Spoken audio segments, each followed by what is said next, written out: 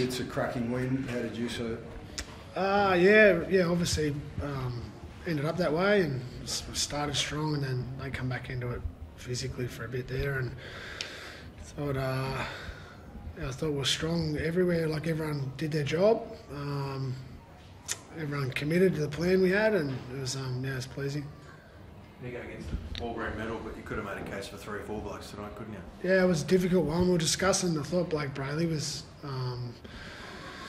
outstanding tonight. He's been good for like this whole year, and it was we sort of broke it down. And Braden Newelly was also another one that we thought was close, but just felt it was fitting. Sharks number 7, and Nico controlled the game, and I thought his kicking game was outstanding.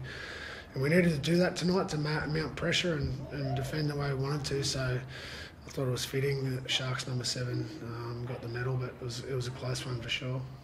Speaking of Braden, that looked ugly towards the end of the game. How is he, and how did you see the incident? It doesn't look good at this stage, but it's obviously pretty early. Need to cool the jets a bit there and see how he pulls up tomorrow. But it won't be up to me as to what happens there. He's been, he says. He's medial, yeah. He's been so good, Fitz, hasn't he? He's been good, yeah. He's sort of missed 12 weeks last year with a pec injury. So he started the year strong and had 12 weeks off, and he just sort of started to get going at the back end of last year, and he was disappointed in the way he come back after his injury. So he's just done something about the way he looks at footy and the way he prepares, and he's walked back in this year going, I can get back to that, and he's been really strong for us. I know the Cows were the back foot most of the night, but there was a defensive set there in the first half. I think pinned them down to inside their own 20, come out the next play and score through Katoa. Just watching that defensive effort tonight, must have been proud there.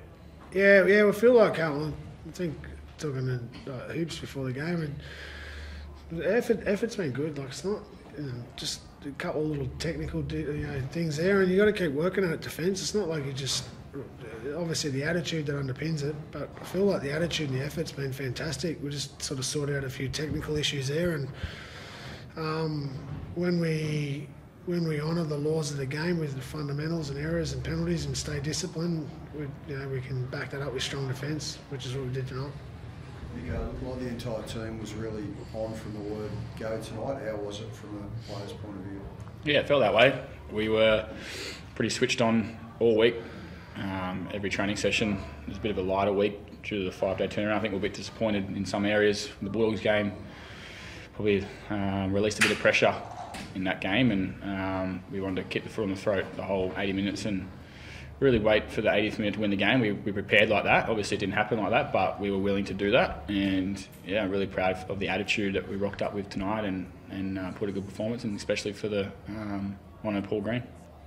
Fitz, he tries to all the outside backs tonight. What does it mean having them sign through to 2025 and 26? We'll create stability. We know we've got a crew here that we want to stick with, and create stability. And they've all been here for a long period of time, long before I come here, and they're still getting used to, some of them are 50, 60 games or something, so I think there's some more growth in them, and we're happy that they've all re-signed, so we've just got to continue to improve and try and get the best out of those guys.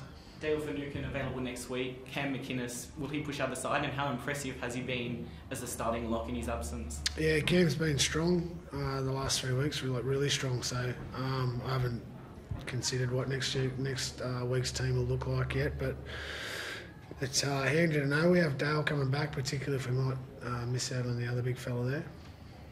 The hip drop tackles have made a lot of headlines already this year. Did you get a look at the Braden Hamlin-Newelly incident?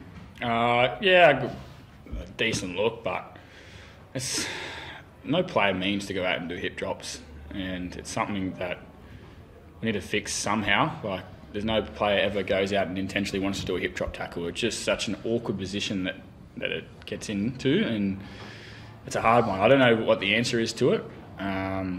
You don't like seeing players get sent for 10, but you don't also like seeing players miss games of footy because of it, and where Braden might be able to missing games from it.